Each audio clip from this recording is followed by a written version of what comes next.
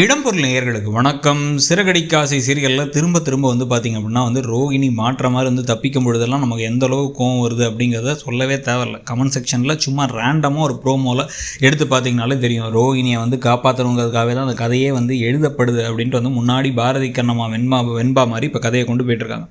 ஆனால் இதுக்கு நடுவில் பார்த்திங்க அப்படின்னா இன்றைக்கி நடந்த ஒரு சமாச்சாரத்தில் எப்படியோ இப்போ மீனாவுக்கு நல்ல திட்டுகள் கிடச்சி மீனா எதுக்கு இந்த விஷயத்தெல்லாம் வெளில சொன்னாங்க, அதாவது இவங்களுக்கு ரெண்டாவது குழந்தைக்காக தான் செக்கப்புக்கு போனாங்க ரோஹிணிங்கிறத ஏன் சொன்னாங்க, பேரை கெடுக்க பார்க்குறாங்க அப்படின்னு சொல்லிட்டு மீனா மேலே ஒரு பழியெல்லாம் விழுந்துருச்சு.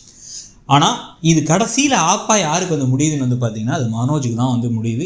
மனோஜுக்கு இல்லை, ரோஹிணிக்கு தான் முடியுது மனோஜ் மூலமாக. ஏன்னா மனோஜ் இப்போ என்ன முடிவு பண்ணிட்டார் அப்படின்னா, சரி இப்போ நம்ம என்ன நினச்சோம் அப்படின்னா நமக்கு குழந்தை பிறக்கிறதுக்கு டிலே ஆகுது அப்படிங்கிறதுல நம்ம ரெண்டு பேருக்கு ஏதாச்சும் உடல் ரீதியாக பிரச்சனை இருக்குமா அப்படிங்கிறதுக்கு ஒரு டெஸ்ட் பண்ணிக்கலாம் அப்படின்னு ரோஹிணி சொன்னாங்க. ஏற்கனவே ஒரு தடவை போனாங்க, திருப்பி ஒரு தடவை டெஸ்ட் ரிசல்ட் வாங்குறதுக்கோ செக்கப்புக்காக போயிருக்காங்க.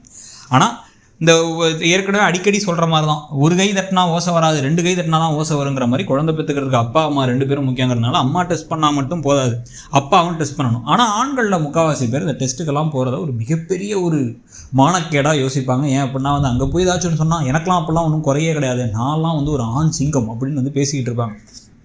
அந்த மாதிரி தான் மனோஜ் ஜோசியக்காரரை கூட நம்புவேன், டாக்டர் நம்ப மாட்டேன், நான் எதுக்கு வரணும், எனக்குலாம் எந்த குறையும் கிடையாது அப்படின்னு திருப்பி சொல்லிகிட்டு இருந்தார். இதை ப்ரூவ் பண்ணுற மாதிரி இப்போ என்ன சொல்லிட்டாங்க, ரோஹிணி போய் சொல்லி ஏற்கனவே நான் கருத்தரித்தேன், அந்த கரு கலைஞ்சிருச்சு அப்படிங்கிற ஒரு 5 மாதத்துக்கு முன்னாடி நடந்துச்சு அப்படிங்கிறாங்க. அப்போ 5 மாதத்துக்கு முன்னாடி அது நடந்துருச்சு அப்படின்னா அப்போ என்னால் அப்பா ஆக முடியும் தான் ஒரு தெளிவாகுது.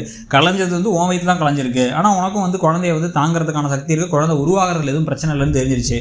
இந்த பிரச்சனைகள் இருக்கவங்க அப்படின்னா அவங்களுக்கு கருத்தரிக்கவே தெரியாமல் இருக்குது அப்படிங்கிறதான பிரச்சனையாக இருக்கும். நமக்கு அந்த மாதிரிலாம் எதுவும் பிரச்சனை இல்லைல்ல அப்படின்னு இப்போ மனோஜ் முடிவு பண்ணிட்டார். ஆனால் மனோஜுக்கு இதில் ஒரு மிகப்பெரிய குறை இருக்கிறதுக்கான வாய்ப்புகள் உண்டு. இந்த கதை இந்த ட்ராக் போகிறதே இப்போ அடுத்து என்னவாக இருக்கும் அப்படின்னா, இவங்களோட குழந்தை திருப்பி ஃபார்ம் ஆகலைங்க, இந்த சமயத்தில் ஸ்ருதி ரவிக்கோ இல்லை பார்த்திங்க அப்படின்னா முத்து மீனாவுக்கோ குழந்தை ஃபார்ம் ஆகிடுச்சுன்னா இவங்க உனக்கு ஏன் ஆகலைன்னு திருப்பி சொன்னதுக்கு பிறகு மனோஜை வலுக்கட்டாயமாக தரன்னு இழுத்துட்டு போய் டாக்டரை போய் பார்த்தா இப்போ டாக்டர் இல்லைங்க உங்களுக்கு குறைபாடு இருக்குது, அதனால் உங்களால் குழந்தை பெற்றுக்க முடியாது, நீங்கள் இந்த மாதிரி ட்ரீட்மெண்ட்லாம் எடுக்கணுங்கிற மாதிரி சொன்னாங்கன்னா இப்போ 2 கேள்வி வந்துருக்கு. ஒன்று, மனோஜுக்கு குழந்தை பெற்றுக்க முடியாதுங்கிறது ஒரு மிகப்பெரிய இடியான விஷயமா மீனாவுக்கு விஜயா தலையில் விழும்.